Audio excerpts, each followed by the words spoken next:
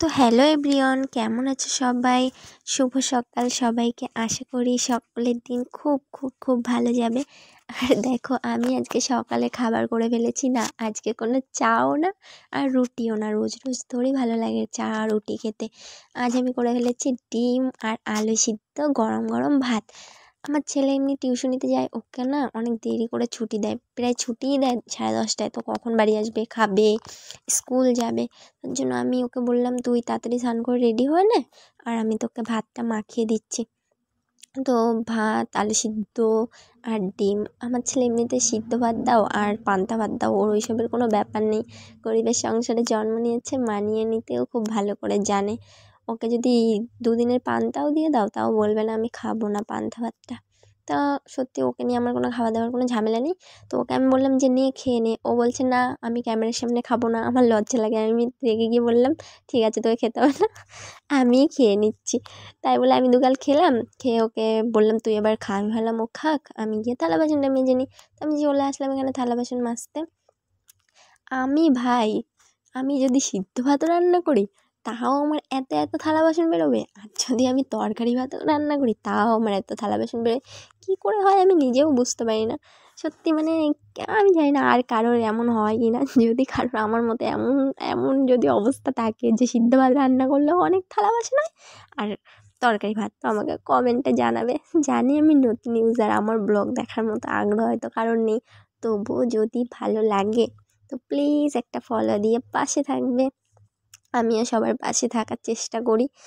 তো দেখো, সকালবেলায় চা খেয়েছিলাম, সেই বাসনও মাজা হয়নি, কাজ করছিলাম। জানো, হয়তো জানো না, আমি একটা কাজও করি। সংসারের কাজ সামলে একটা পাশাপাশি কাজ করারও চেষ্টা করি। কী করবো বলো, গরিবের সংসার, নুন আনতে পান্তা ফুরিয়ে যায়, কাজ না করলে কি করে চলবে বলো এখনকার দিনে।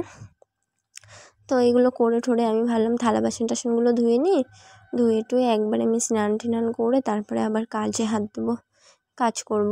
তো ছেলেকে পাঠিয়ে পাঠিয়ে দিয়েছি স্কুলে, আর আমি ভাবলাম এগুলো সেরে সুরে নিই, কাজ বাজগুলো করে, এগুলো করে টোরে আবার আমি জামা প্যান্ট ট্যান্ট কাচবো। আমার একটা ভাই প্রবলেম আছে, আমি যখন ফোন দেখি না তার ফোনই দেখতে থাকি।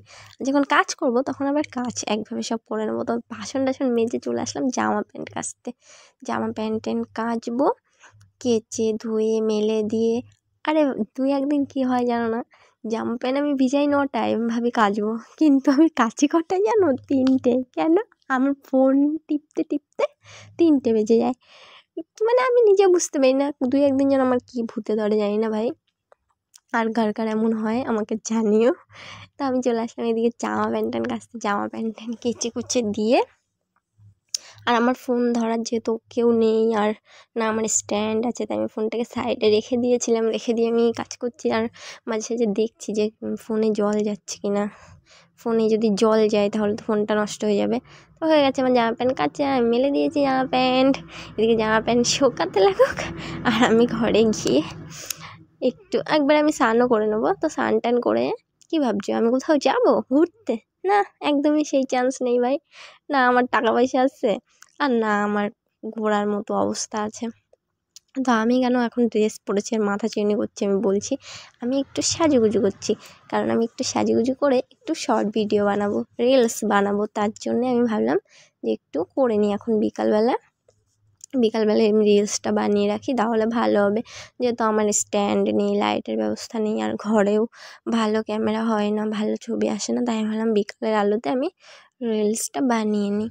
তো আমি সেজেগুজে রেডি হয়ে নিচ্ছি, আর আমার ছেলেকে বলেছি তুই ক্যামেরাটা করে দে, একটু ধরে দে ফোনটা। ওকে আমি ফোন ধরতে বলেছি, ওরা একবার ফ্ল্যাক্স ফোনে জ্বালাচ্ছে, একবার লিবাচ্ছে, একবার জ্বালাচ্ছে, একবার লিবাচ্ছে।